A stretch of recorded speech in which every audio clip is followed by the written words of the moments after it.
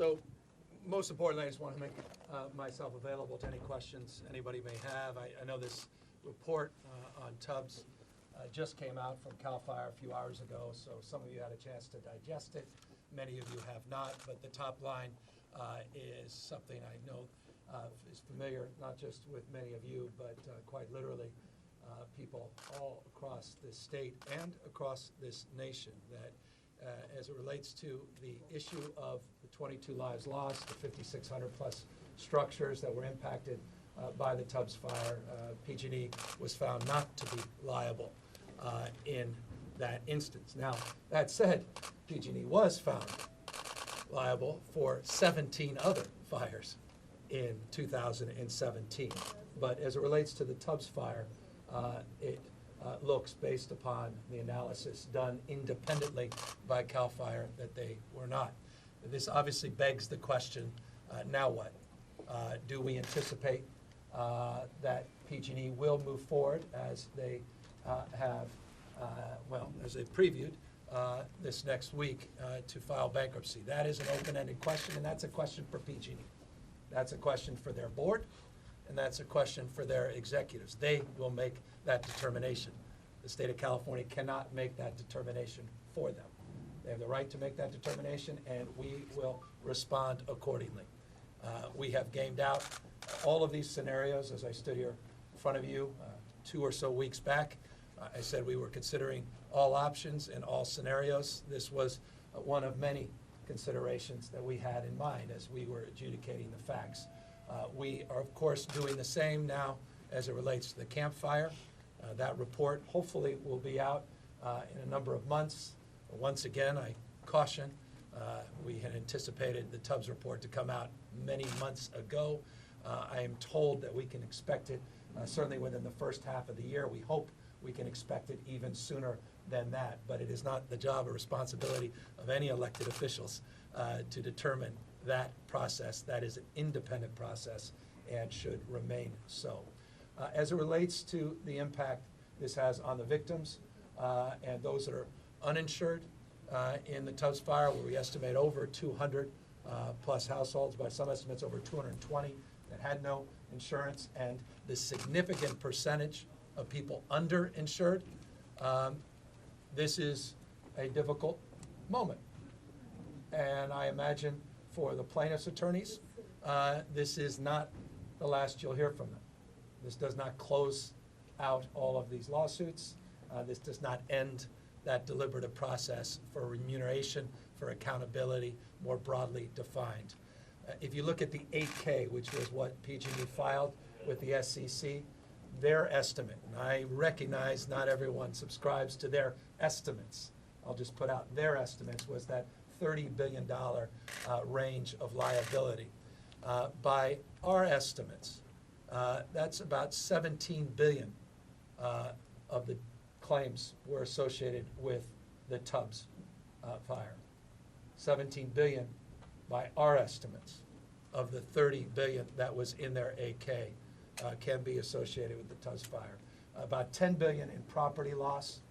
There was an additional $13 billion in other losses, of which we estimate roughly 60% would be attached to the Tubbs fire. That's how we come up with that $17 billion number. Again, that's our number. Others will, I'm sure, advance their point of view. So this is not insignificant as it relates to the liabilities potentially for PG&E, and that certainly will, I imagine, engender in different conversations at the board level and through the executive ranks. Many people will adjudicate their own points of view and will advance them, shareholders, ratepayers, and their advocates, et cetera.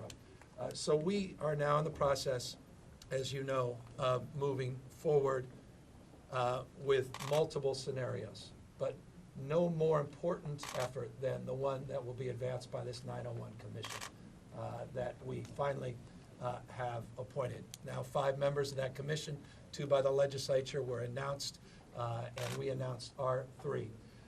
They have a statutory deadline to move forward with recommendations, broad recommendations on the fundamental issue of who pays, how we move forward in an environment where the hots are getting hotter, the wets are getting wetter, the dries are getting drier, in a time of extremes with climate disruption, climate change.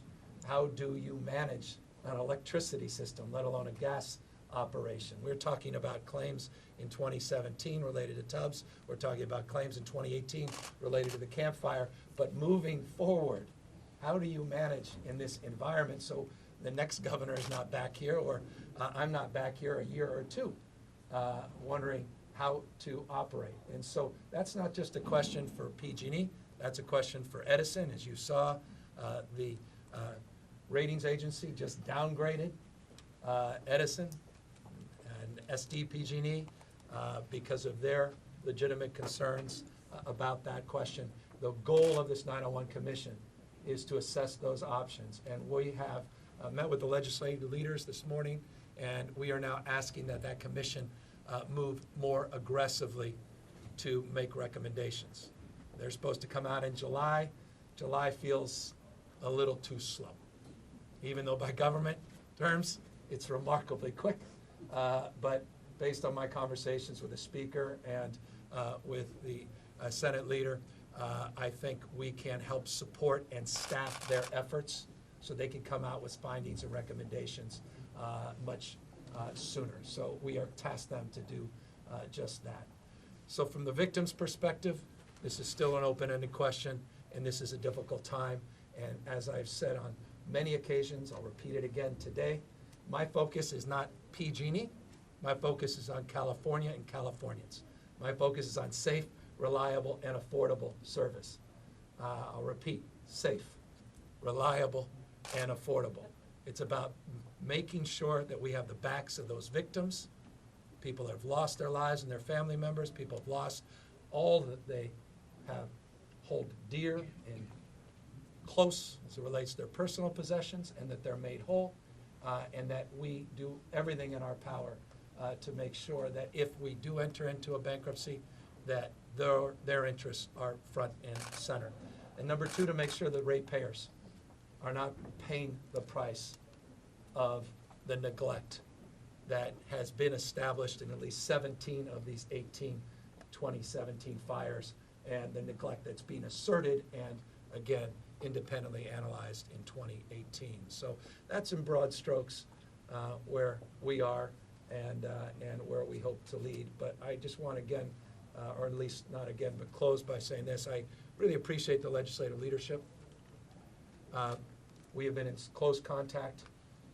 Everybody upstairs is taking this seriously. Everybody understands the consequences of not trying to steer this ship.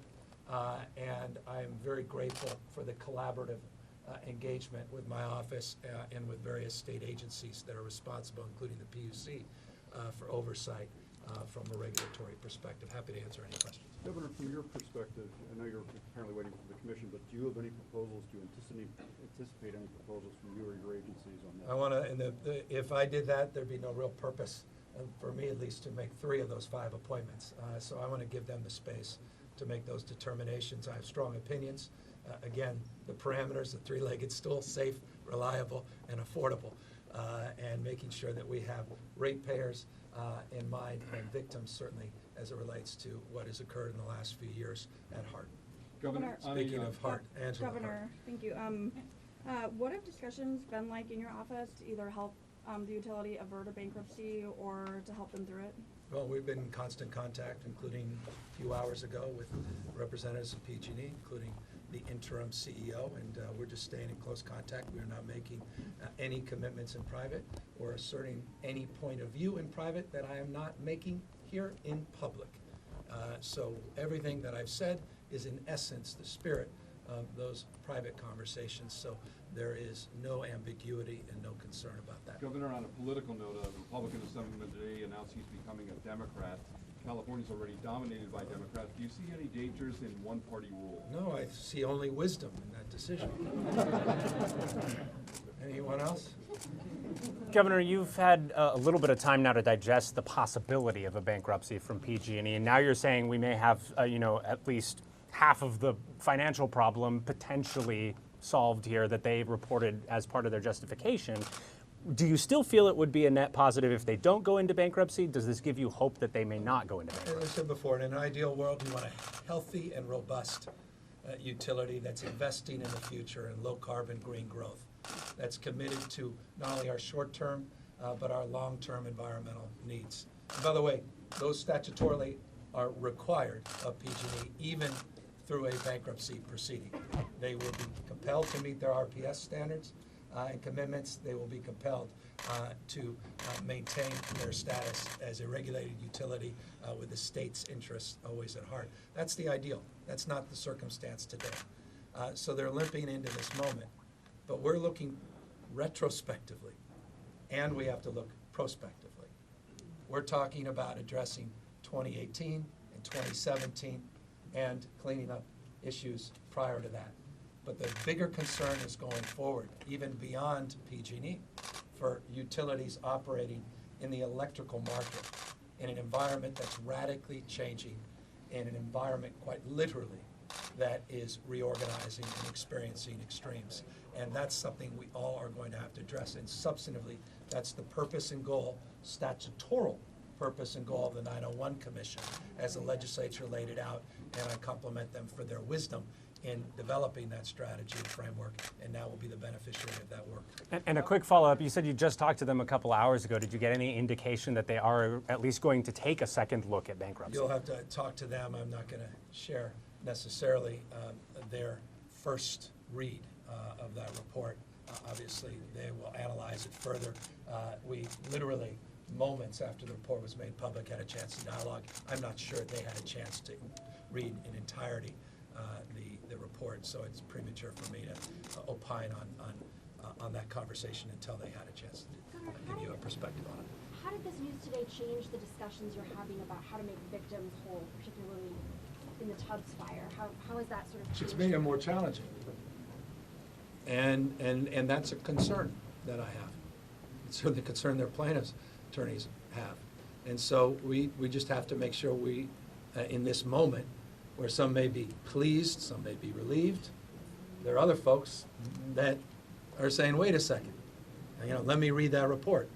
Let me challenge some of its findings. I imagine you're going to hear a lot of folks question aspects of this, and they're going to be concerned and filled with some anxiety, and we have to be sensitive to that, and that's just something we're going to work through and we're going to have to be mindful of. I can't tell you what we can do in those circumstances, because that's a question of lawyers, judges, and potentially juries, and prospects of mediators and settlement that are above and beyond the scope of the person standing in front of this golden bear.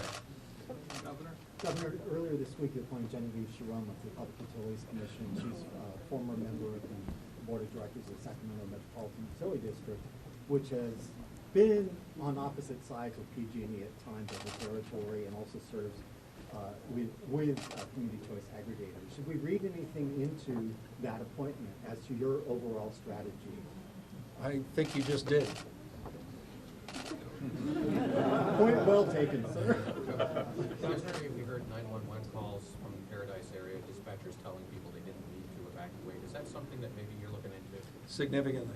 Look, in my budget that we submitted for consideration by the legislature, we did a number of things, not only as it relates to going from analog to digital in terms of our 911 system itself, to have geospatial technology, GPS technology, the ability for people with disabilities to have quicker and more appropriate access, and responsiveness to that system. But we also aided and embedded a lot of efforts for mutual aid, pre-deployment, obviously vegetation management, forest health, a record amount of money in that space, $213.6 million to be precise. More C-130s, new Black Hawk helicopters, $109 million for new Black Hawk helicopters, all in this emergency management, emergency preparedness space. In addition to that, though, there was legislative efforts last year that have materialized in recommendations that are forthcoming as it relates to opt-in strategies and opt-out strategies in terms of guiding cities, and then ultimately, my hope, counties, on appropriate emergency messaging and emergency management. For what it's worth, a preview, we are working, and we will give you the date, to have a statewide effort where all the emergency planners and experts are convened in one room from a local, state, and federal level. And everybody comes in to share best practices and protocols in real time. And I'm hoping to do that in the next few months. We've actually had a remarkable response from local leaders saying that's long overdue. And so that's an opportunity to share at scale some of these practices and begin to standardize them across the rest of the state. Governor, your office announced earlier that your family's going to be moving from the governor's mansion to Another house. To another house. Just wanted to get your reflections as a dad, why that's important, and what's the motivation. I appreciate the personal question. Anyone with a 2, 5, 7, 9-year-old know you need running room, need space, and you also need fences that are higher than a foot on major thoroughfares. It leaves you, if you want to drive by around 6:30 in the morning, you'll see a little kid out on a bike flying over all the newly planted tulips. And that's not a healthy thing for him or the landscaping. And so I'm trying to provide a little bit more freedom for the family. Anyone else? Are you going to endorse Senator Harris, or have you endorsed Senator Harris? I will let you know when and if I do that. But as you know, we're close, and I have enormous respect for the senator, even before she was senator and attorney general, district attorney, and a friend before either of us were in elected office. So maybe that gives you a sense of where I may be going, but I'm not there yet. That's what I was asking. Are you? Are you considering to run for president? God, no. Yeah, no, that's crazy. Last one, thanks. This CAL FIRE report, how confident are you that it's accurate? A lot of people are going to be questioning it, Yeah. like you said. Should they trust in the report? Yeah, some in the past, they questioned CAL FIRE for announcing it after the markets closed. Now they're questioning why they did it before the markets closed. Some said they were too tough on PG. Now people say they're not tough enough. I kind of like where they're landing in the past. And so my expectation is that they are consistent with their previous work, which I think has been well received. And these are competent people. These are apolitical folks. And so I have all the confidence in the world in their findings. That said, as we listen to points of view, and if there's new evidence that suggests something, I'm not ideological about this, but I have all the confidence in the world. Were you surprised by those findings? Everybody. If you weren't surprised, you would surprise me. I think we had all, maybe lazily, forgive me, sort of accepted a narrative, and it was sort of baked in, it seemed to me, the conversations that I've been having. So, yes. All right, thanks Thank you, everybody. guys.